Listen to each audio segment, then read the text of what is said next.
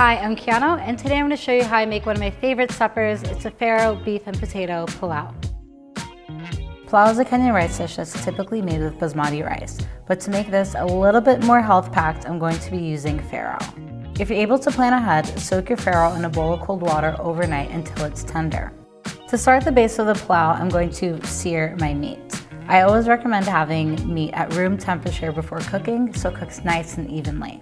These are going to get a good sear until golden brown on all sides and then put aside while I build the rest of the pilau.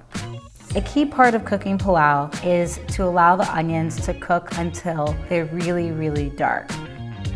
The spice blend used in this dish is called Pilau masala. Whenever possible, you want to use whole freshly ground spices when making your blends at home. By toasting your spices ahead of time, you're even going to get a stronger flavor before grinding. A waxy potato works best in pilau because it will hold its shape while cooking rather than falling apart. Once onions are brown, we can begin to layer in the other ingredients into the pan. This is truly a one-pot dish. Using beef stock will yield an even more flavorful pilau.